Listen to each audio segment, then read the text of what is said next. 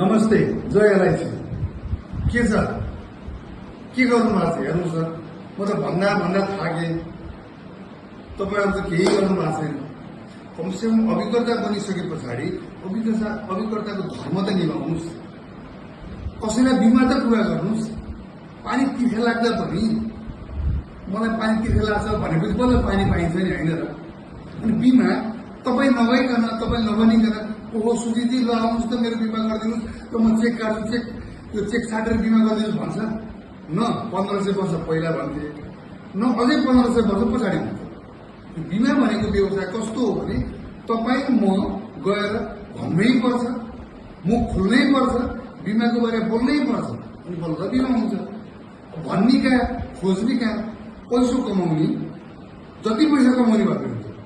चाहे दुधवाला चाहे जुत्ता सिलाउनु चाहे मकै पोल्ने चाहे किराना पसल चाहे ठेलामा तरकारी बेच्ने चाहे फुल्की टिकिया बेच्ने रेस्टुरेन्ट होटल हस्पिटल जहाँ चाहिँ जसले पैसा कमाउँछ उहाँहरू सबै हाम्रा सम्भावित ग्राहक हुन् उहाँहरू सबैलाई बिमाको कुरा गर्ने चिनेका नजानेका नचिनेका भेटेका नभेटेका स्कुल पढेका नपढेका स्कुलका सबै साथी सानोमा पढेका सानाका साथी ठुलोका साथी कलेजका साथी माइतका घरका मामा ससुराको भाइहरू मामाको साथीहरू जो छन् मान्छे जस्तो देखिने मान्छे जस्तो मुकुलको देखिने पैसा कमाउनु सबै हाम्रा ग्राहक हुन् सबैलाई गएर बिमा कुरा गर्नुहोस् बिमा नहुने त कुरै छैन क्या कुरा त गर्नुहोस् भन्नुहोस् अभिकर्ता बनेको पैसा कमाउन भएको छ त पैसा कमाउन त भन्न पर्यो नि कि गमक्क पर्यो एजेन्ट म बन्छु भनेर बिमा हुन्छ भन्नुहोस् त बिमा भएको अभिकर्ता भइसके पछाडि त बिमाका सम्बन्धी कुरा गर्न पर्यो नि त अनि उसले के भन्छ भने मैले बिमा गरिसकेका छु मलाई मन पर्दैन चित्त बुझ्दैन अहिले समय सापेक्षिक छैन अहिले समय अनुकूल छैन केही त भन्छ त्यो भनिसकेपछि बल्ल हामी गफ गर्ने कम्युनिकेसन गर्ने इन्टरेक्सन गर्ने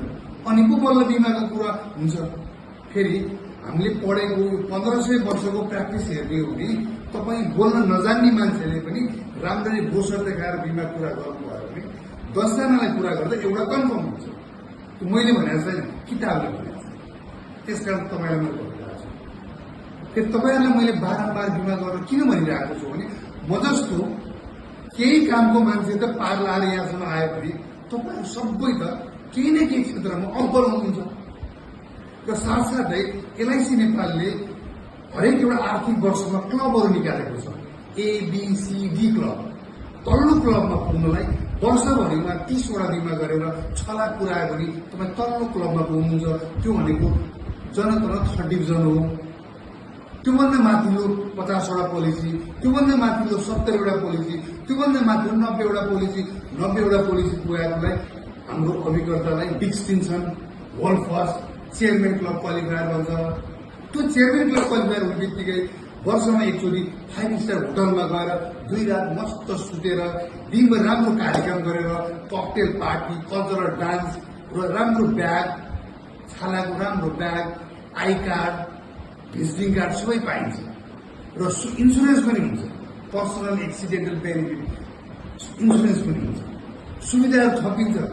अब गर्दा गर्दै अहिले एनमा पनि सुनिश्चित गरिदिएको छ उपदान के दान भनेर ग्रेच्युटी त्यही भएर अहिले काम गर्नु हरेक महिना एलआईसी नेपालले इन्सेन्टिभ निकालेर कमिसन छोडेर इन्सेन्टिभ अहिले पनि तपाईहरुले 3 लाखमा 10 वटा पोलिसी गर्नुभयो भने कमिसन छोडेर 9000 रुपियाँ क्यास इन्सेन्टिभ र मुक्तिनाथ दर्शन गर्न पाइन्छ हेर्नुहोस् त यस्तो स्वर्ण अवसर छ यो अलिकति प्लिज मन लगाएर काम गर्नुहोस् नहुने कुरै छैन कस्ताले गरे भने तपाईहरु सबै अब्बल हुनुहुन्छ यति राम्रो अनुहारका मान्छे यति राम्रा मान्छेले नगर्ने कुरा हुन्छ